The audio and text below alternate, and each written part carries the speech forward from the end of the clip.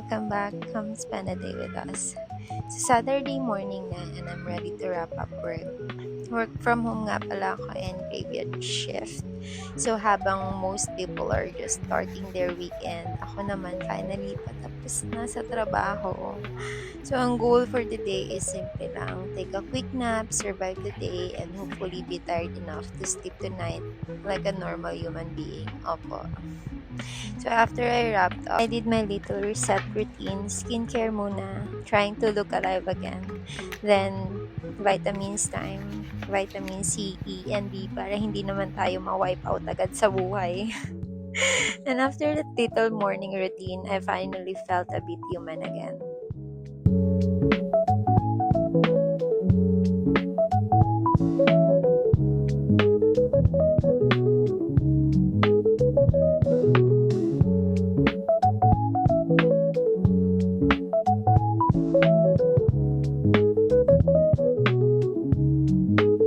Sleep na muna tayo mga chay. And I'll see you later. A few hours later, ginising na din ako ni Daddy at nagaya siya mag-grocery. And as usual, para na naman kaming podcast hosts. Chika-chika from random life updates hanggang politicians na parang mas bagay maging reality show contestants kesa maging public officials. Si Cayetano, 75 years. Si ano mismo yun Saan mo nakuha yan?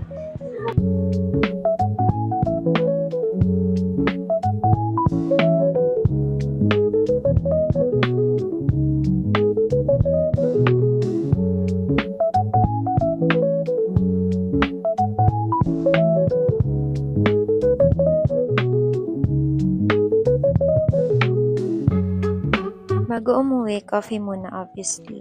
Our favorite brown sugar shaken espresso na hot with extra shot, less syrup with soy milk. Then umuwi na din agad after. Para ihanda naman yung mga bata because we told them bibili kami ng school supplies today. And grabe, grade 5, grade 2, and daycare na yung mga babies namin this school year. Like, excuse me, kailan sila lumaki? And this year, si Daddy naman ang magiging morning warrior. Siya naman ang may stress sa umaga. Character development niya yarn.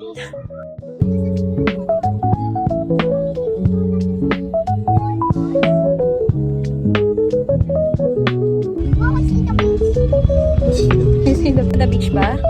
Really? August pa, ano kaya? What? August? No, August. Who's that?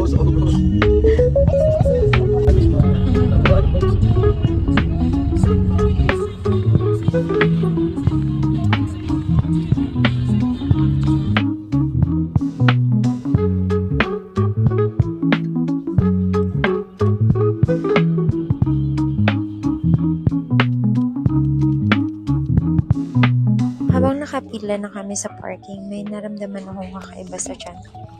And no, hindi po buntis. Different kind of blessing po ito.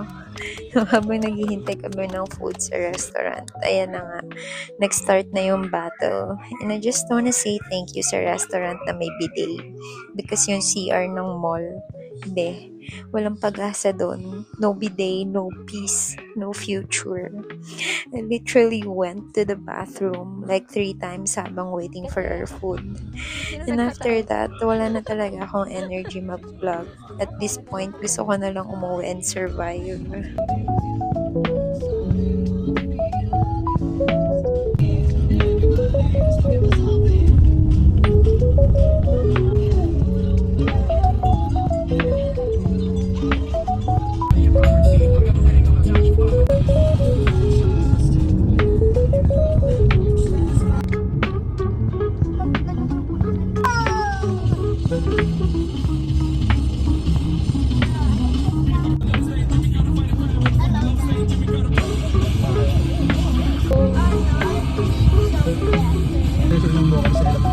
Talaga?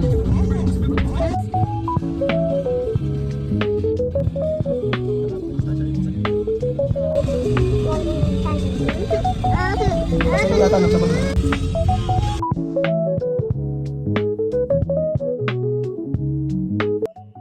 So ayun, after my stomach completely ruined my content plans for the day, umuwi na rin kami after namin mamili. And one thing about me, I get way too excited over plates and mugs. Ganun ba talaga pag trentahin na? We stopped by Gordo's and finally got some new dinnerware.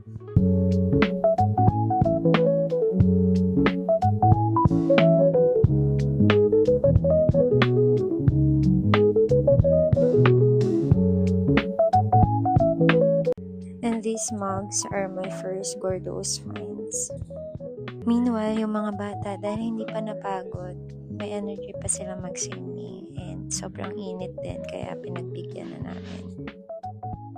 And just when I thought tapos na ang activities namin for the day, biglang nagyaya si Daddy mag-drive around town. Like, sir, saan po nanggagaling yung energy nyo? Ako nga halos kaka-recover pa lang emotionally at physically mula sa aking unexpected LBM.